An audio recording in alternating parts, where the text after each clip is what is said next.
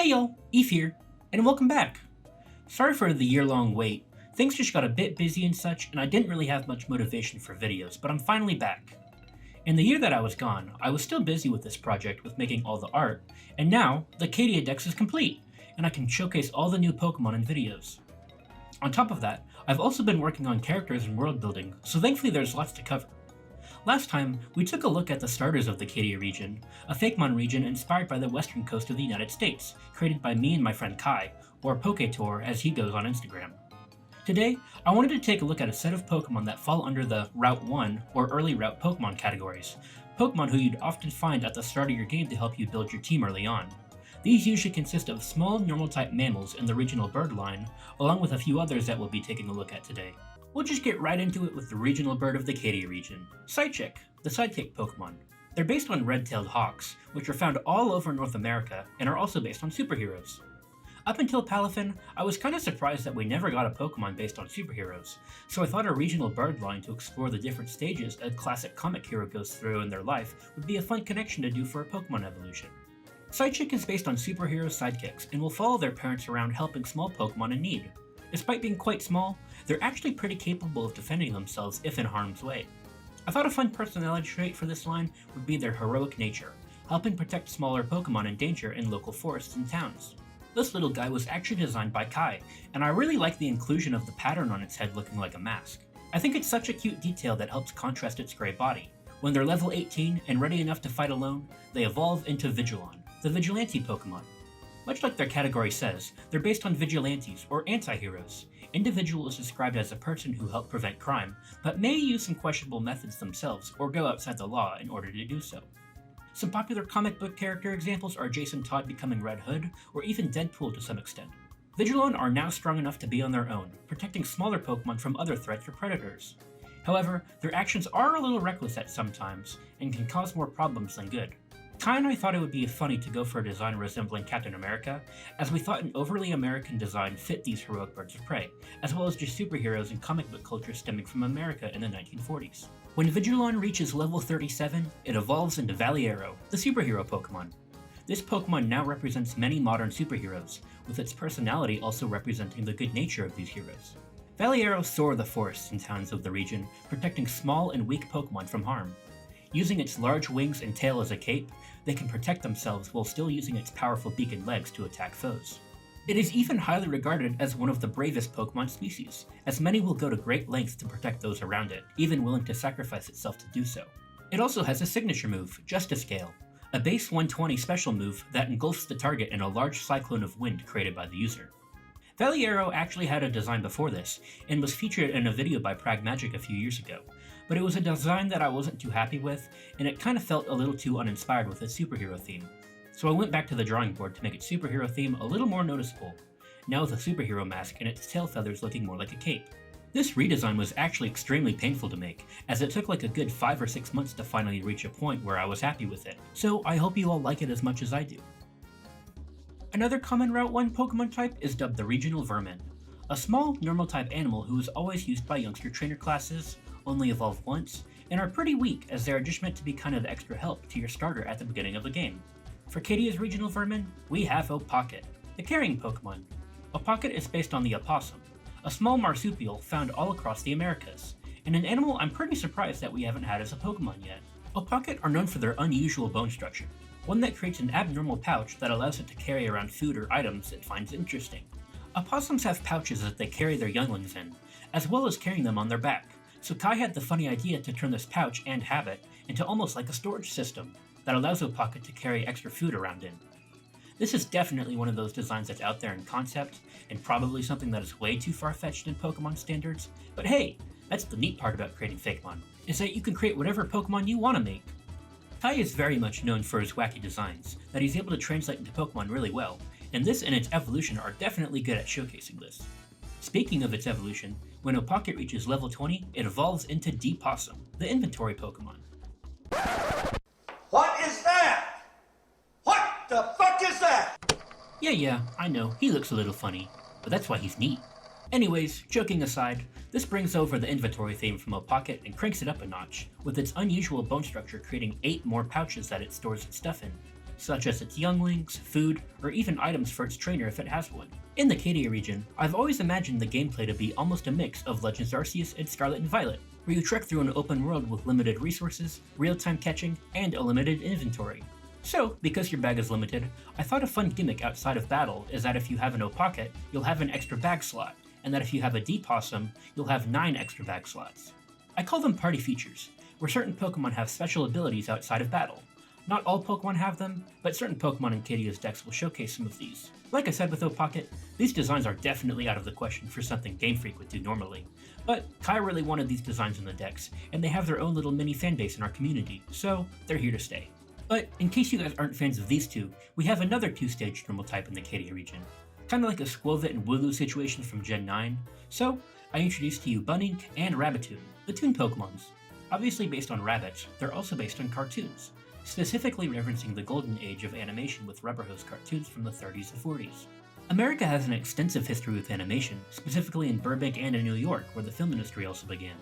So, I knew I wanted a Pokemon to reference this important medium of film and its origins. These two specifically are meant to look like rubber hose cartoon characters, the first American animation style that was really meant to showcase the power of animation, where characters were depicted with movements that defy logic and look like, as its name suggests, a rubber hose. While the style was extremely prevalent in the 30s, it slowly faded out of the world, but in recent years has been having a bit of a comeback, with notable examples being games like Bendy and the Ink Machine and Cuphead, both meant to pay homage to this art style.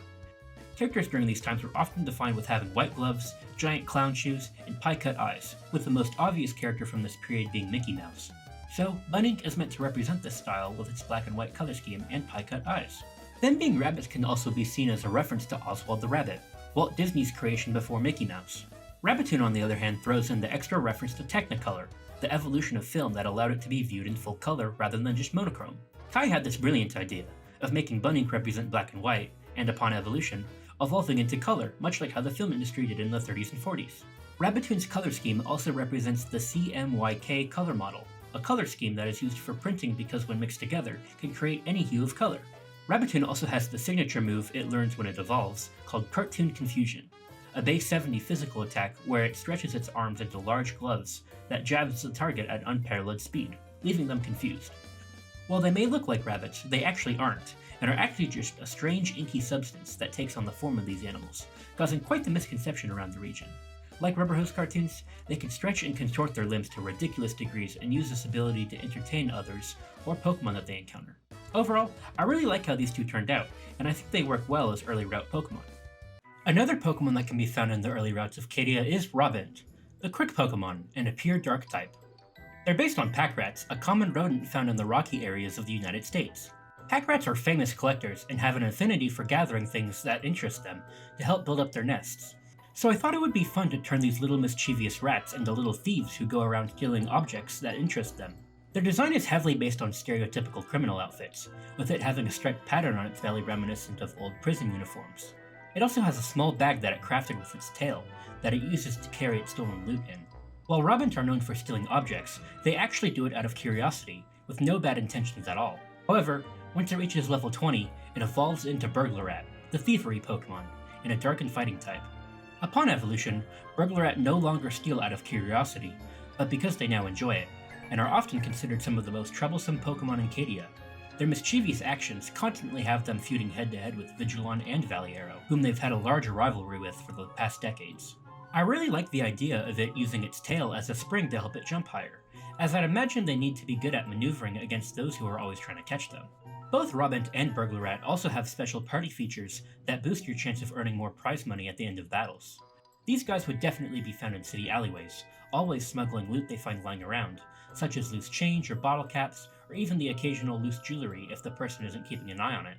Both the Bunnink and Rodent lines are actually not common out in the wild, but instead the cities. The way that I've set Cadia up is that the main grasslands and fields are in a style similar to Legends Arceus or Gen 9, where the Pokemon wander about and you can catch them in real time. However, in the cities, I also wanted Pokemon to make their home there, as the cities are a big part of the habitat in the region. So, small patches of grass could be found in parks, and would be a return to the classic Pokemon encounters where battles start if you encounter a Pokemon in the grass. I dubbed these areas City Wilds, where they would mostly be found in areas similar to Castelia, with small parks and such. It makes the most sense to find Rodent and Bunny in the cities rather than outside, you know? And I like the idea of having both the classic and the new encounter systems in one. And lastly, we move on to the final staple of the Route 1 Pokemon, the regional bug line. Much like the regional bird, they're always a staple as they are mainly there to teach the player about evolution early on, due to them usually being fully evolved before your first gym. Ty and I knew that we wanted to do the Monarch Butterfly for this line's main inspiration, so I introduced to you Drowzle, the sleeping bug Pokemon. When Drowzle experiences strong emotions, the bud on its back unfurls, releasing a subtle aroma. The smell of the aroma can put anyone to sleep in a matter of seconds. Drowzle actually don't have eyes, with these swirly little things being their antennas. However, their antennas are super sensitive and allow it to sense its surroundings, so in a way, it sees better than if it did have eyes. At level 10, Drowzle evolves into Slumpod, the sleepy cocoon Pokemon, and a bug and fairy type. When Drowzle evolve into Slumpod, they enter a constant state of slumber. However, with its special senses, it is still able to move around subconsciously in its sleep, sort of like Komala in a way. This ability would be seen in-game as its ability would be Comatose, where it's always asleep, but it's still able to battle. We wanted to push its sleep theme even further with this design, so Slumpod's cocoon almost wraps around it like it has a blanket over him, or like he's in a little sleeping bag. And once Slumpod has finally gotten its good night's sleep, upon waking up from its slumber, it evolves into Lumark, the Monarch Pokemon, and a bug and fairy type.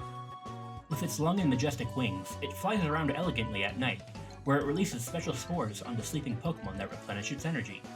Lumark is primarily based on Sleeping Beauty, Monarch Butterflies, and modern high-end fashion, which shows in its wings and overall build.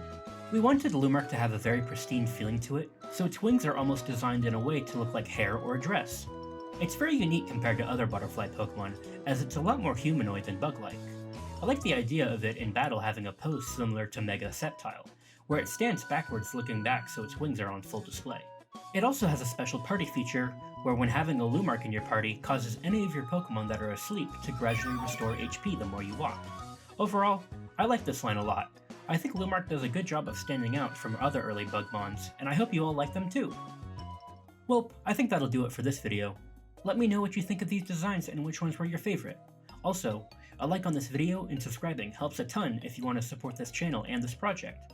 I can't wait to share more of these designs with you, so stay tuned, and I promise it won't be another year again. Anyways, I've been Ether, and I'll see you all next time. Take care.